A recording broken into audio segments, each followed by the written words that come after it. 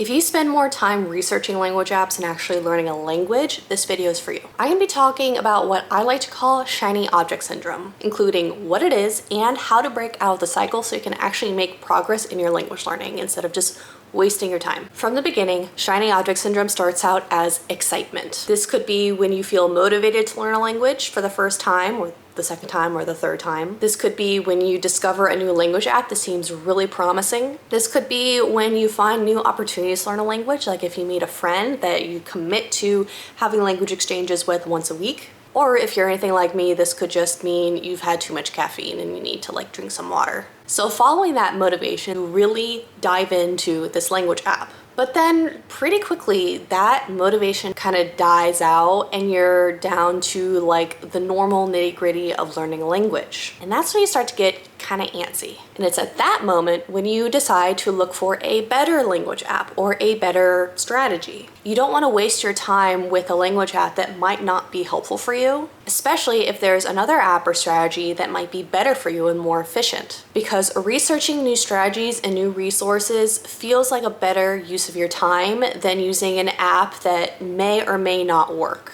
And this right here is where so many language learners shoot themselves in the foot. Now later in this video, I'm going to talk about what to do instead, but this is when people start messing with their language learning strategy for the wrong reasons. And I know it feels like you're doing the right thing and you're trying to find the best way to learn a language and nothing feels like it's clicking. But as a language coach who has not only made this mistake herself, but also has worked with many clients who do this, I can tell you for a fact that that's not actually why you're switching apps. That's not why you're dealing with shiny object syndrome. The real issue is something a little bit deeper. It could be, like I said, fear that you're wasting your time with an app that's not quite right. It could be that you're overwhelmed by language learning, which is completely normal because languages are a lot. And without proper structure and proper direction, it can definitely feel like you're spinning your wheels. Or it could be just unrealistic expectations because a lot of language apps definitely lead you to have unrealistic expectations. And in situations like these, it can feel like the right choice is to switch language apps. But in these cases, holding yourself back even more. And it's subconsciously on purpose. And you know this if you realize that every app out there says that they're the best way to learn a language.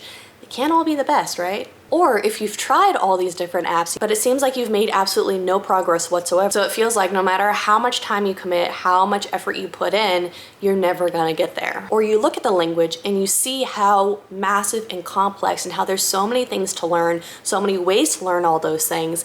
It's just overwhelming and it feels like there's no way for you to possibly wrap your head around the language. That's a lot of really stressful emotions, I'll be completely honest with you. So it makes complete sense why you'd be frantically searching for the best app to learn a language, and when none of them automatically feel like the best app, you're gonna switch apps and hope that this one will automatically feel better in some way. These type of language learners are what I like to call app collectors. You collect all the apps because it feels good to collect them and it feels good to have them. And I say this as somebody who's reviewed so many language apps just because kind of from the beginning I started collecting them because I was doing this exact thing. But this whole thing is really stressful. And when language learning is stressful, it's not successful. And by the way, I work with language learners every day who are stuck in this cycle. So if you want support breaking out of this cycle and making real progress in your language learning, click the link below in the description. Some language apps will be more helpful to you as a language learner than others. Shiny object syndrome is not the way to go about finding the right app. Because the fact of the matter is, right now, even if you do find the right app for you, it won't solve the problem because right now your problem isn't the wrong app. Right now, the problem you're dealing with is lack of consistency. And I think you probably already know that. What you don't realize is that your lack of consistency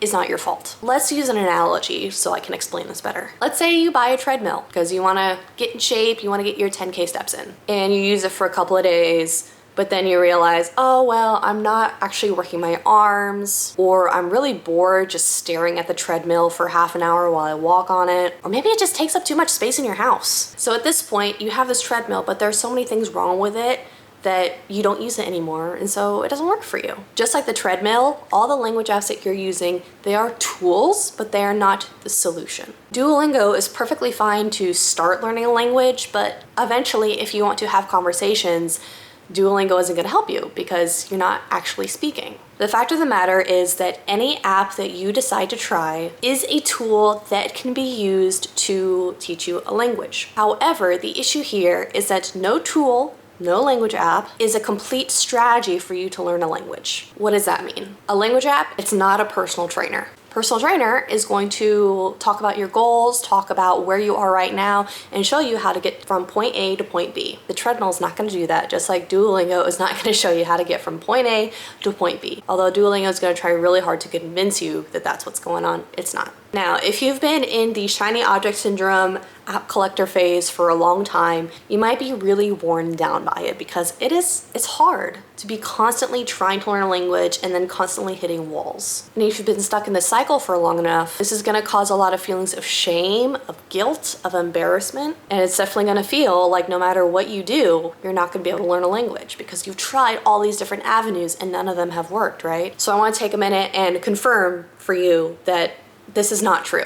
It's not that you are inherently bad at languages or that you can't learn languages. There's nothing wrong with you. The issue is that you've never been taught how to learn languages. And this includes if you've taken classes in school. Because if you've been taught to learn a language in high school or college, they don't teach you to learn a language in the way that you want to. They teach you to pass exams, which is a completely different thing. So what do we do instead? How do we fix this problem? So the way I help language learners to fix this problem is to go through 3 phases. The first phase is mindset, and mindset is particularly important if you are an app collector, because if you've been stuck in the cycle for a long time, then you have preconceived notions about what you're capable of. And basically that preconceived notion is that you're not able to learn a language. Which is why in phase 1 of my course, The Method, we take a look at mindsets like that and teach you how to trust yourself and learn that you are able to learn a language. You just need the right strategy. And then in phase 1, you'll learn how to see your strategy based on where you are now and where you're going to end up. And you'll start plotting the points so you'll see your language learning journey from where you are right now to where you want to be. Then phase 2 is the actual methods. So once you have the journey all written out, we're going to figure out what needs to go where, what you need to learn at what point to get you closer to your goals. That includes if you should be using Busuu, Babbel, Pimsleur, or none of them. Phase 2, we're going to completely create your language learning journey so it's really obvious to see how you're making progress, how close you are to your journey, and if things need to change. Which leads us to phase 3, which is metrics. And this is the big one for you if you're an app collector, because we've already talked about if you're stuck in shiny object syndrome, you're going off of just kind of vibes, right? You try a language app, it's not like blowing you away as the best way to learn a language. It's not perfectly amazing, so you switch apps because you're not getting that feedback that you're looking for. In phase 3, we learn to look for the right kind of data. We look for the right kind of metrics to understand if our language learning strategy is actually working for us, and if it's not, what to change. Instead of trying a random app, it doesn't work perfectly from the get, and you just give it up and you try another language app and you never make any progress, I can teach you what kind of progress you should be looking for and what to do based on if you make that progress or if you don't make that progress. And that's not just throwing away the whole strategy and starting over, it's thinking about how to tweak the strategy so that all these language apps and tools that you're using are not leading your language learning, they're supporting it. Because remember, language apps are not a personal trainer. They're just the treadmill. That is how I help language learners to stop going down the circle, going down the drain of shiny object syndrome, and instead get them focused on a language learning strategy that will actually help them make progress in their language learning. Now, all that said, if you're the kind of person who really likes to switch things up and switch apps a lot, that is perfectly fine. As long as it's supporting your progress and you're still getting the results from your language learning that you're looking for. That's why I teach my clients to create a language learning strategy that works for them. So if that includes 6 different language apps that you bounce between every once in a while whenever you get bored with one or you want something different, that's totally valid. There's nothing wrong with that. I'm never going to tell you otherwise. It's up to you to be aware of if bouncing between apps is beneficial to your language learning or if you're just using that as a distraction. Every language learner is different. Every language learner learns different things and has different kinds of goals, which is why my approach to learning language is completely personalized. Because remember, you don't need another app. If you want want another app and it's beneficial to your language learning strategy, great. But what you really need is you need a strategy that's built for you, your language goals, and your needs. So instead of downloading yet another language app that's just gonna gather dust on your phone, that's not a thing that happens, but you get the point. Think about moving forward with intention, not impulse. You can make changes all day, every day, as long as they're based on something that's helpful for you and not fear of wasting your time or not being fast enough. So if you're ready to break out of this cycle and finally make real progress in your language learning, click the link below to schedule a free call with me. Let's find a personalized strategy that works for you and your language learning. Bye.